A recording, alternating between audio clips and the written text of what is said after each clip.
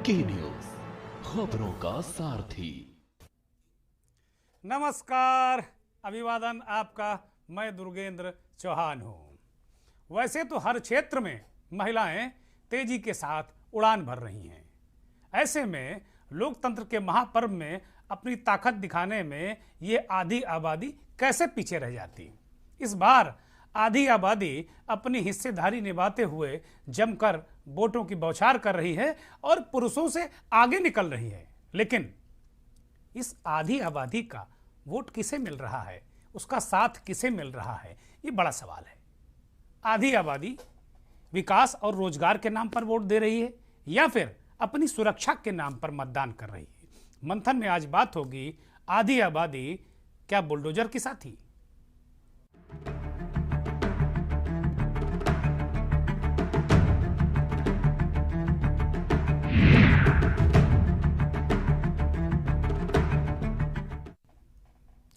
उत्तर प्रदेश का विधानसभा चुनाव आधे से अधिक सीटों पर खत्म हो चुका है। पांचवा चरण 27 तारीख को है और इस आधे चुनाव में, मतलब आधे से ज्यादा थोड़ा सा है लेकिन आधा ही कह सकते हैं आप, आधे चुनाव में आधी आबादी ने वोटों की बारिश की है। हर सीट पर महिला मतदाताओं की संख्या सबसे ज्यादा रही है। कॉलेज से लेकर जॉब करने वाली लड़कियां और यहां तक कि घूंघट में रहने वाली महिलाओं ने भी, वो चाहे पर्दा नसीन महिलाएं हो या घूंघट वाली महिलाएं हो, घर से बाहर निकलकर जमकर वोट दिया है। आधी आबादी विकास के नाम पर तो वोट कर ही रही है, लेकिन सबसे अहम मुद्दा सुरक्षा का है। एक घर में अगर 4 वोट हैं तो 1 वोट सुरक्षा के नाम पर जरूर है। उत्तर प्रदेश के चुनावी घमासान में कांग्रेस ने भले ही 40% महिलाओं को टिकट देकर आधी आबादी को साधने की कोशिश की हो, लेकिन भाजपा का भी दांव महिला मतदाताओं पर सटीक बैठता नजर आ रहा है। यहां महिला मतदाताओं की संख्या उत्तर प्रदेश में लगभग 7 करोड़ के आसपास है और कुल मतदाता महिला पुरुष मिलाकर 15 करोड़ है, यानी 49% से थोड़ा ज्यादा आधी आबादी। अब कुल मिलाकर अगर बात की जाए तो वास्तव में क्या जो हम मंथन में आज मुद्दा क्यों लेकर आए, क्योंकि चौथे चरण के चुनाव में हमने लोगों से पूछा कि भाई ये महिलाओं ने किस विषय पर वोट डाला है। तो बहुत सारे लोगों ने कहा कि भाई, किसी ने हमको बताया कि भाई उन्हें जो गरीब परिवार थे उनको मोदी जी ने एक सिलेंडर दे दिया, किसी ने कहा भाई राशन पे दे दिया। लेकिन जो लाभार्थी वर्ग है मेरी नज़र में वो अलग तरीके का था। खाली उसको महिला नहीं आंका जा सकता था, सारे परिवार, यानी केवल महिला ही नहीं दिया, अगर लाभार्थी है तो उस पूरे परिवार ने जिसको भी दिया वोट, लेकिन दिया है। या जो इन व्यवस्थाओं से संतुष्ट नहीं था, यानी उसको लगा कि सिलेंडर तो दे दिया लेकिन गैस के कहाँ से भरा है, महंगाई इतनी ज़्यादा है, तो उस पर भी रिएक्शनरी वोट जरूर पड़ा है। लेकिन सबसे बड़ा जो मसला ये है कि एक बात बहुत ज़बरदस्त तरीके से दिखी, और वो केवल इस चौथे चरण में नहीं दिखी, वो पहले चरण से लेके चौथे चरण तक के मतदान में ये बात दिखी। वो दिखी महिला सुरक्षा। अपनी सुरक्षा के नाम पर महिलाओं ने, कॉलेज जाने वाली लड़कियों ने, जो भी 18 साल की बच्ची है उसने अपनी सुरक्षा के नाम पर वोट डाला है।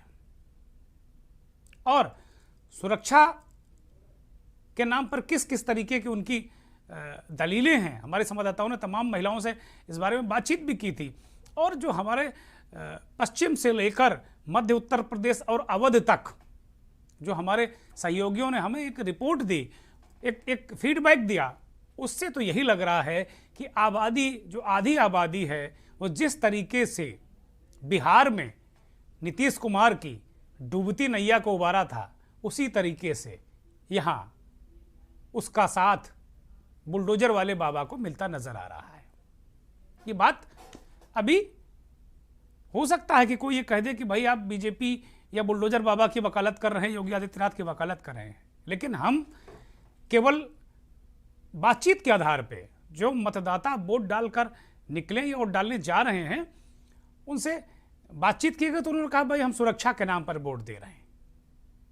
और फिर जब और तफसील से उनसे बात की गई तो उन्होंने कहा कि नहीं, हम देंगे, जिन लोगों ने हमारी सुरक्षा की हम उनको देंगे। या तो भारतीय जनता पार्टी के लोग, योगी आदित्यनाथ, नरेंद्र मोदी, ये इस बात को एक तरीके से परसेप्शन बनाने में कामयाब हो गए, ये सेट करने में कामयाब हो गए कि नहीं, जो महिला सुरक्षा है उसमें भारतीय जनता पार्टी की मौजूदा योगी आदित्यनाथ सरकार ने सबसे अच्छा काम किया। या तो ये परसेप्शन बिल्ड करने में भारतीय जनता पार्टी के लोग कामयाब हो गए, अगर इसको दूसरे नजरिए से देखा जाए।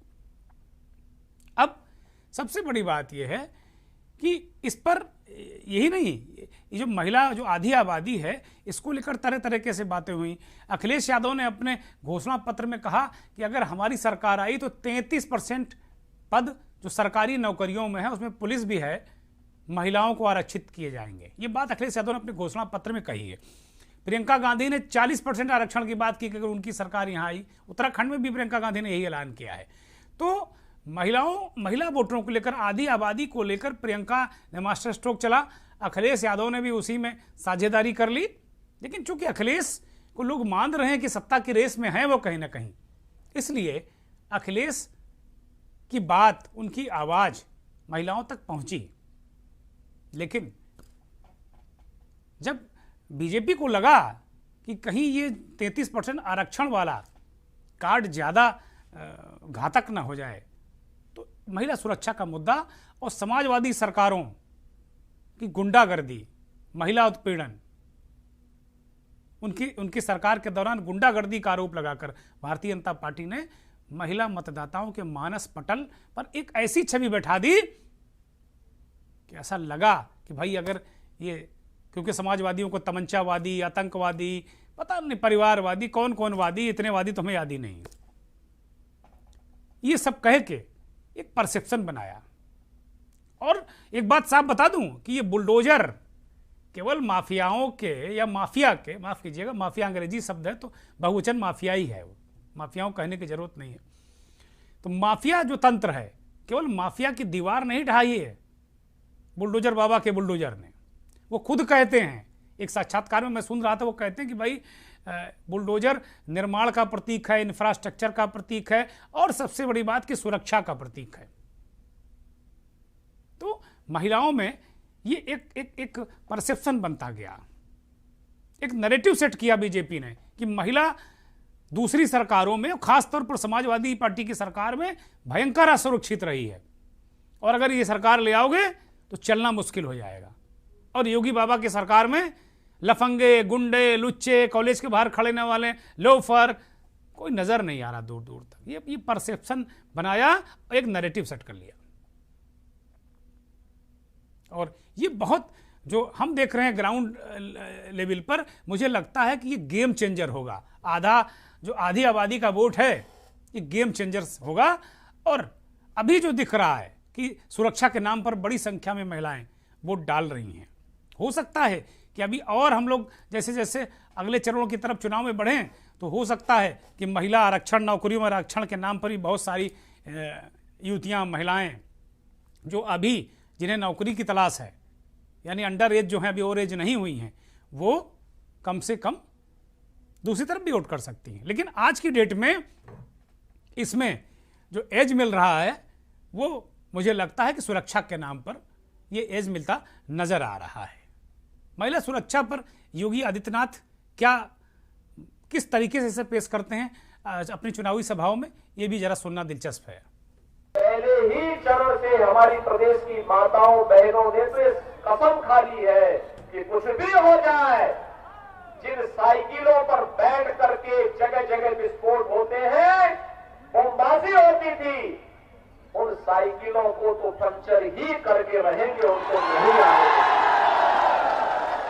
एक तरफ आतंकवाद की पोषक पेशेवर माफिया और धमकीबाजों को अपने यहां शरण देने वाली समाजवादी पार्टी है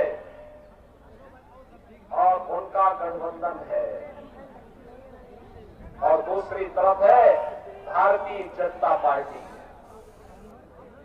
विकास के मुद्दे को लेकर, सुरक्षा के मुद्दे को लेकर, गरीब कल्याणकारी योजनाओं को लेकर डबल इंजन की सरकार कई गुना स्पीड से, बुलेट ट्रेन की स्पीड से चलती है। बाबा जी कह रहे हैं कि भाई ये तो बहुत खराब पार्टी है और इसकी तरफ मुड़ना भी नहीं। बाबा जी इस बात को कह रहे हैं, मुतमईन कर रहे हैं महिला वोटरों को, आधी आबादी को, कि भाई बिल्कुल नहीं, यहाँ ये बहुत ख़राब लोग हैं या रास्ता चलना मुश्किल कर देंगे। ये इस तरीके से वो चुनावी कैंपेन में एक नैरेटिव सेट करते हैं और एक परसेप्शन बनाते हैं, जिसका निश्चित तौर पर, मैं पूरी जिम्मेदारी से कह रहा हूँ कि निश्चित तौर पर महिला सुरक्षा के नाम पर महिलाएं वोट डाल रही हैं, निश्चित तौर पर डाल रही हैं। 5वें चरण के चुनाव का प्रचार चरम पर है। मुख्यमंत्री योगी आदित्यनाथ, अखिलेश यादव और मोदी, ये सब आज सब इर्द गिर्द, प्रयागराज के इर्द गिर्द ही थे। अखिलेश यादव ये प्रयागराज में मौजूद हैं, रोड शो कर रहे हैं। वहाँ की प्रत्याशी ऋचा सिंह हैं उनके साथ में। क्या कह रहे हैं अखिलेश, सुनिए। व्यापारियों ने देखा है, जब जीएसटी आई उनका व्यापार खत्म हो गया, जिस समय कोरोना आया उनका व्यापार खत्म हो गया, जिस समय नोटबंदी आई पूरी अर्थव्यवस्था यहाँ के व्यापारी और लोग चौपट हो गई। इसलिए वो जानते हैं कि व्यापारी, किसान, नौजवान इनके खिलाफ खड़ा है। तो बीते दिनों अभी अमित शाह ने एक इंटरव्यू दिया था गृह मंत्री ने एक चैनल को, जिसमें उन्होंने मायावती की तारीफ करी, जिसका मायावती ने शुक्रिया अदा किया है और बताया है कि समाजवादी को मेन कॉम्पिटिटर। देखिए, उत्तर प्रदेश की जनता जानती है कि समाजवादी लोग सरकार बनाने जा रहे हैं। पूरा जनता का समर्थन समाजवादियों के साथ है।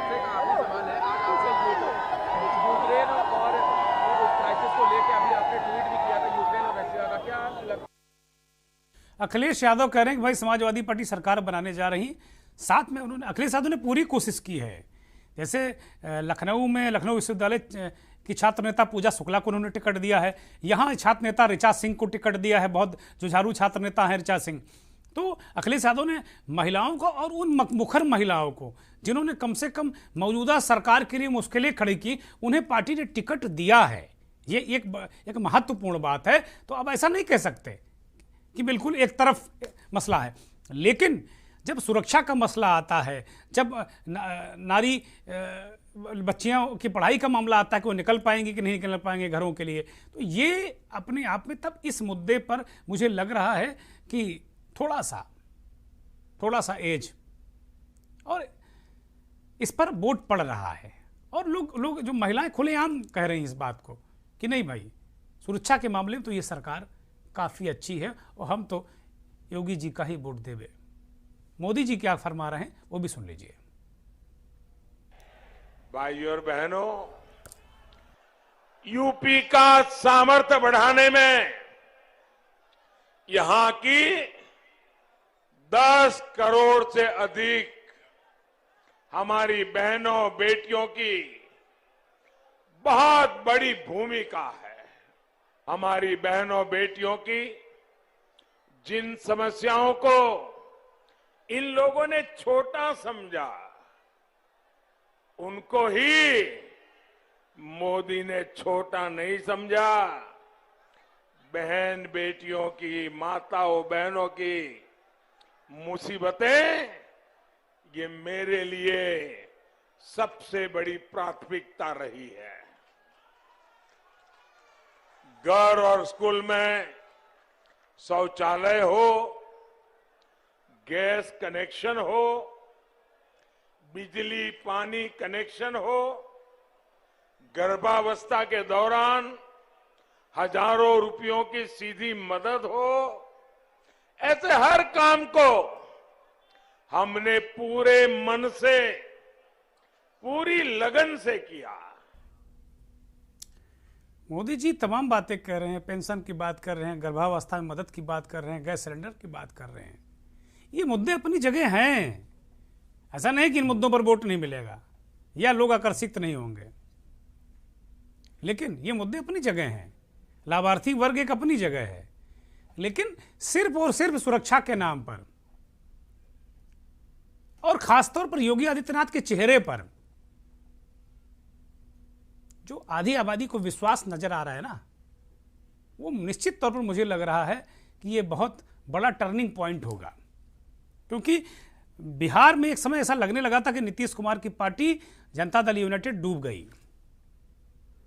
हम लोग मधुबनी का आसपास जो मिथिलांचल इलाका है उस तरफ थे, और जैसे जैसे आगे बढ़ना शुरू किए ऐसा लग रहा था कि भाई नीतीश कुमार तो उड़ गए और भाजपा भी उड़ गई साथ में, तेजस्वी की जो आंधी है।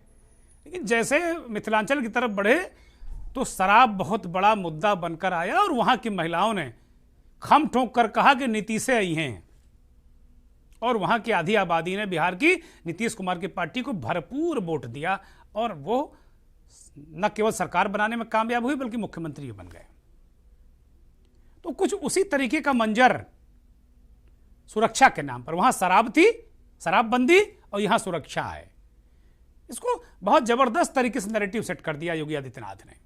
और सिर्फ अगर घर की महिलाओं बच्चियों को योगी आदित्यनाथ के चेहरे पर जबरदस्त यकीन है, लाख आप उनको कहिए लेकिन वो कहेंगे ना योगी ने तो केवल कहा नहीं कि चढ़ गुंडन की छाती पर, बाकी का नारा तो आप जानते ही हैं, बुलडोजर चला दिया बिना कोई शोर शराबा किए। तो ये बहुत बड़ा मुद्दा है। खैर, ये जो हमारे पास फीडबैक था उसकी बात हमने आपको बताई। जो कुछ जैसा आता है वो हम आपको परोस देते हैं। तो बिहारी जी ने कहा है ना कि सार सार गई ले और थोथा दे उड़ाए। तो हम भी इसी फार्मूले पर चल रहे हैं। एक ब्रेक के लिए रुक रहे हैं। आप देख रहे हैं के न्यूज, खबरों का सारथी। बहुजन समाज पार्टी की राष्ट्रीय अध्यक्ष बहन कुमारी मायावती जी की उत्तर प्रदेश की जनता से अपील है कि वे सामाजिक एवं आर्थिक परिवर्तन के महानायक महात्मा ज्योतिबा फूले, छत्रपति शाहूजी महाराज, नारायण गुरु बाबा साहेब डॉक्टर भीमराव अंबेडकर व मान्यवर श्री कांशीराम जी आदि के सपनों को साकार करने तथा प्रदेश में विकास एवं कानून का राज कायम करने हेतु बीएसपी की सरकार बनाने के लिए पार्टी के सभी विधानसभा प्रत्याशियों को हाथी चुनाव चिन्ह के सामने वाले बटन को दबाकर उन्हें जरूर विजयी बनाएं। पर ये दिल है कि चख रहा है उन्हीं अल्फाजों का दूर कितना भी जाओ, इस जुबान से दूर ना जा पाओगे। विमल, बोलो जुबान केसरी। सोचिए मत, मेरी और पूरे हिंदुस्तान की तरह आप भी समर कूलर और होम अप्लायंसेस लीजिए और बेफिक्र हो जाएगी। आप देख रहे हैं के न्यूज, खबरों का सारथी। ब्रेक से वापस आ गए हैं। ब्रेक पे जाने से पहले हमने कहा था कि भाई जो कुछ मेरे पास इनपुट था उसको हमने पेश कर दिया और हमारा प्रयास होता है कि जो सार है उसको आप तक पहुंचा दें। अब हमारे जो न्यूज़ नेटवर्क के दो हमारे बहुत पुराने और बहुत ही सुलझे हुए और गंभीर साथी वो हमारे साथ जुड़ गए हैं। अजेंद्र चौहान आगरा से जुड़ गए हैं और अरुण अवस्थी उन्नाव से जुड़ गए हैं। ये हमारे दोनों साथी बहुत पुराने हैं, बहुत पुराने साथी हैं, वर्षों से पत्रकारिता में हैं और चैनल के साथ भी एक लंबा वक्त इन दोनों साथियों को हो गया है। अजेंद्र पश्चिमी उत्तर प्रदेश से लेके ब्रज क्षेत्र और यहाँ तक कि जो जिसे हम यादव लैंड कहते हैं वहाँ तक की सीमा के बारे में इन्होंने क्या तासीर है उसका पूरा जायजा लिया और चीज़ों को परखा। और अरुण अवस्थी अवध से लेके पूर्वांचल की तरफ जो चुनाव बढ़ रहा है उसके बारे में बहुत अच्छी समझ रखते हैं। और जो चौथे चरण का चुनाव था, अरुण ने कई जनपदों और उनकी सीमाओं तक खुद वहाँ गए और उन्होंने जो नब्ज टटोली और देखी। अरुण से हमारी बात हो रही थी महिला वोटरों पर, तो इन सब चीज़ों का डिस्कशन आया कि भाई महिलाएं तो बहुत ज़बरदस्त तरीके से वोट कर रही हैं और उनके जो मुख्य मुद्दे हैं, ठीक है सिलेंडर हो सकता है और चीज़ें हो सकती हैं, आरक्षण हो सकता है, लेकिन सुरक्षा के मुद्दे पर सर्वाधिक महिलाएं वोट कर रही हैं। अजेंद्र के पास चलते हैं। अजेंद्र, जो आधी आबादी है उत्तर प्रदेश की, पश्चिम से लेके ब्रज प्रदेश तक और यहाँ आगरा, फरक्काबाद, एटा, यहाँ तक क्या क्या हालात हैं, क्या स्थितियाँ हैं? देखिए, अगर बात की जाती है पश्चिम उत्तर प्रदेश के पहले चरण के चुनाव की, तो 10 तारीख का यहाँ चुनाव था। प्रदेश की 58 सीटों पर यहाँ मतदान हुआ। लेकिन जिस तरह से आपने बताया कि कहीं ना कहीं जो अगर हम देखते हैं महिला वोटरों को, तो बिल्कुल एक बात तय है कि अगर हम 2014 के लोकसभा चुनाव की अगर बात कर लेते हैं तो वहां पर जिस तरह से मोदी प्रधानमंत्री पद के उम्मीदवार थे, और वहीं हमें 19 में भी देखने को मिला कि मुस्लिम महिलाओं ने मतदान किया और मुस्लिम महिला वोटरों ने मोदी को चुना, क्योंकि कहीं ना कहीं भाजपा की जो नीति है वो मुस्लिम महिलाओं को बिल्कुल पसंद आई। क्योंकि 3 तलाक की अगर हम बात कर लेते हैं, जो कानून यहाँ पर बिल लेकर आए थे, उसके बाद उत्पीड़न की हम अगर बात कर लेते हैं तो और सरकारों में महिलाएं ये मान चुकी थी। अधिकतर हमने यहाँ मतदान 10 तारीख को जब मतदान हुआ तो यहाँ पर कई महिलाओं को भी हमने देखा, मुस्लिम महिलाओं से भी हमने बात की, तो उन्होंने कहा कि हम योगी जी को चुनना चाहते हैं। और हमने जब पूछा कि अखिलेश जी बिल्कुल कहते हैं कि जो मुस्लिम है उनके बिल्कुल समर्थक माने जाते हैं, जैसा कि तमाम नेता कहते हैं, लेकिन उन्होंने कहा कि नहीं, हमारी इसमें सरकार में सुरक्षा है, उत्पीड़न हमारा कम हो रहा है, हम आराम से खुले में जा सकते हैं। और आपने जिस तरह से पूरे विवरण से बताया है कि कहीं ना कहीं महिला वोटरों पर भाजपा की पकड़ है। अगर 58 सीटों की हम अगर बात कर लेते हैं तो इस बार का चुनाव काम देखकर नहीं हो रहा है, जातीय चुनाव यहाँ बिल्कुल हो चुका है। एक ये नई बात देखने के लिए मिली है कि जो कद्दावर नेता थे, भाजपा के जो कद्दावर नेता थे, अगर हम हाथरस की बात कर लेते हैं, ऊर्जा मंत्री यहाँ पर जो भाजपा से जो ऊर्जा मंत्री थे श्रीकांत शर्मा, जो कि मथुरा वृंदावन विधानसभा से चुनाव लड़ रहे हैं, या दूसरी ओर पूर्व मंत्री रहे रामवीर उपाध्याय जैसे कि सादाबाद से चुनाव लड़ रहे हैं, या आगरा की अगर हम बात कर लेते हैं तो डॉक्टर GS धर्मेश जो कि राज्य मंत्री थे। इन सीटों पर भी अगर हम देखें तो 2017 जैसा जो आंकड़ा यहाँ पर देखने को मिला कि जहां भाजपा ने आगरा में 9 विधानसभा सीटों में से सभी सीटें आसानी से हासिल की थी, तमाम मतों के जो वोटरों के अंतर से यहाँ सीट जीती थी। लेकिन एक बात तय है कि इस बार वैसा चुनाव नहीं देखने को मिलेगा, और जब तक जो परिणाम नहीं आएंगे,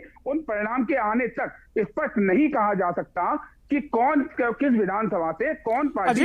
अजेंद्र, आज हम आधी आबादी की बात कर रहे हैं। इस पर जब सारे चरणों के मतदान हो जाएंगे तो 7 तारीख को हम बहुत विस्तार से बात करेंगे, चरणवार और सीटवार भी बात करेंगे। बाकायदे हम एक अच्छा खासा 5-6 घंटे का कार्यक्रम लेकर आएंगे और आप सबसे बात करेंगे। महिला मतदाताओं की हम बात कर रहे थे और आपने इशारा किया कि नहीं, महिला मतदाताएं जो मतदाता हैं वो सुरक्षा के नाम पर वोट डाल रहे हैं। अरुण के पास चलते हैं। अरुण, अभी ताज़ा आपके जो पूरा इलाका है अवध का, वहाँ पर चुनाव हुआ है, क्या तासीर रही चुनाव की? आधी आबादी के मुद्दे क्या रहे और वो किस ओर उनका रुख रहा? मैं ये तो नहीं कहूँगा कि बहुत अब किसी एक दल विशेष की ओर हम बहुत ज़्यादा कहें, लेकिन जो मतदाताओं ने आपसे कहा कम से कम वो जरूर बताइए। तरीके से ये चौथे चरण का चुनाव हुआ, इसमें कई जिलों में जाके देखा जाकर के और कई मतदाताओं से बात भी की, पुरुष मतदाताओं से बात की, महिला मतदाताओं से बात की, युवा मतदाताओं से बात की, प्रौढ़ मतदाताओं से बात की, और जो नए वोटर्स थे उसमें बच्चों से भी बात की और बच्चियों से भी बात की। कई मुद्दे निकल करके आए, लेकिन जो सबसे बड़ा मुद्दा इस पूरे चुनाव में दिखाई पड़ा वो महिला मतदाताओं ने खुलेआम कहा और बिल्कुल उसको उन्होंने अपना ध्येय बना रखा था। क्योंकि जैसे ही मैंने एक बूथ पर जाकर के एक महिला मतदाता से सवाल किया कि आप वोट डालने गई या नहीं गई अभी, तो उन्होंने कहा नहीं, वोट डाल के आ रहे हैं। मैंने पूछा आपका मत किन मुद्दों पर गया है, तो सीधा और पहला और अंतिम उत्तर यही था उस महिला के द्वारा कि मेरा मत सुरक्षा के नाम पे गया है, और सुरक्षा सिर्फ और सिर्फ मोदी और योगी के हाथों में है, जो हमने परखा है, जो हमने देखा है। हमने बच्चियों से बात की, हालांकि एक बड़ी चीज है, युवा मतदाताओं में कहीं ना कहीं रोजगार का मुद्दा था, प्रौढ़ मतदाताओं में विकास का मुद्दा था, बुजुर्गों में अपने बात थी, लेकिन जो महिला मतदाता थी जिसमें बच्चियां भी हैं, नए मतदाता भी हैं, महिलाएं भी हैं, बुजुर्ग महिलाएं भी हैं, उनमें कहीं ना कहीं सिर्फ और सिर्फ एक ही मुद्दा सामने आया, वो मुद्दा था सुरक्षा का मुद्दा।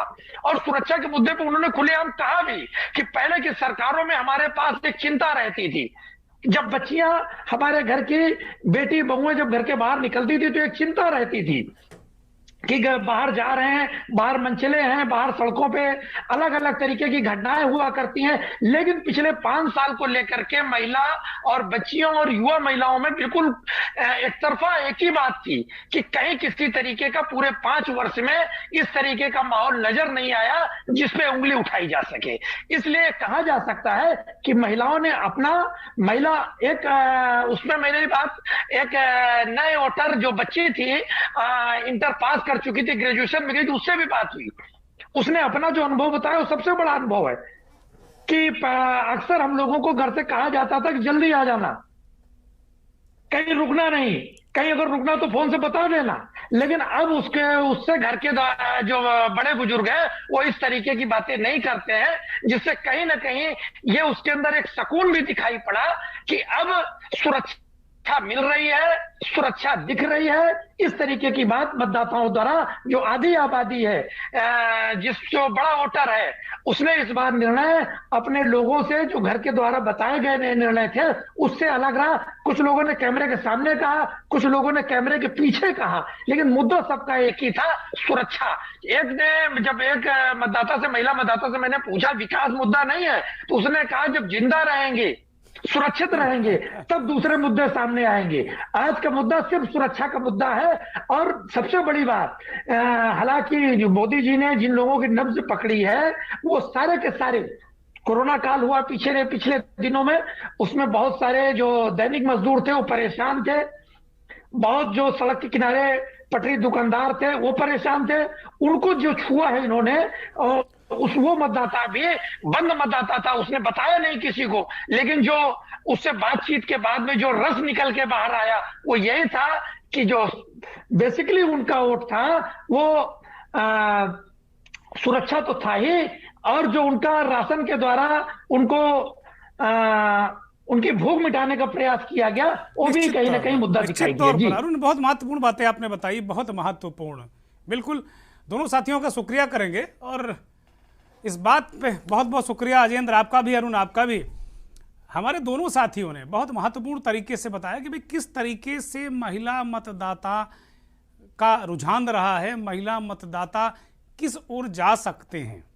एक बड़ा परसेप्शन बना, एक बड़ा नैरेटिव सेट किया गया कि दूसरे सरकारों में सुरक्षा नहीं थी, गुंडे राह चलना मुश्किल किए हुए थे, और योगी जी का बुलडोजर चल गया और लफंगे, गुंडे, माफिया ध्वस्त हो गए। अब वक्त हो चला है हमारे इस खास कार्यक्रम का जो अंतिम सोपान है, चलते चलते पेश करते वक्त मन बहुत भारी है, दुखी है। मानवता पर हमला चाहे दुनिया के किसी कोने में हो, एक इंसान होने के नाते हम सबको कष्ट होता है और होना चाहिए। यूं कहें कि एक तरीके से विश्व की तमाम ऐसी शक्तियां हैं जो अपना प्रभुत्व बनाए रखना चाहती हैं, और इसी प्रभुत्व की लड़ाई में रूस ने यूक्रेन पर हमला कर दिया, बहुत सारे निर्दोष नागरिक मारे गए। अभी भी भयंकर लड़ाई चल रही है, आसमान में जंगी जहाज गरज रहे हैं। इसी गरज और बमों की बारिश के बीच एक दृश्य यूक्रेन का आपको दिखाएंगे, और इसी दृश्य के साथ आपको छोड़ जाएंगे। एक पिता अपने परिवार को, अपने छोटे मासूम बच्चे को सुरक्षित स्थान की ओर विदा कर रहा है, ताकि वो भले ही ना बचे, लेकिन उसकी मासूम बच्ची, उसकी पत्नी बच जाए। विदाई का ये सीन हमें भावुक कर गया। बच्चे को वो गले लगा रहा है, बच्ची भी सुबक रही है, वो इंसान भी सुबक रहा है, और इंसानियत भी सुबक रही है। बहुत बहुत धन्यवाद, नमस्कार।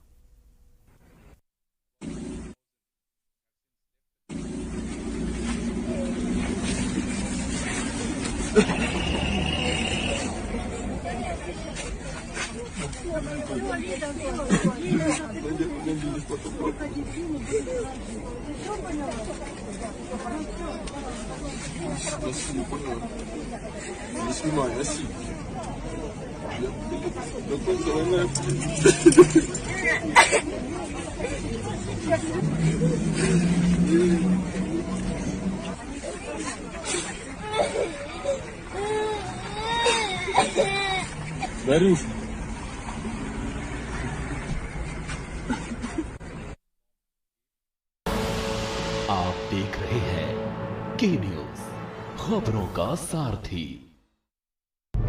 भाजपा का संकल्प है, लव जिहाद पर कसेंगे लगाम।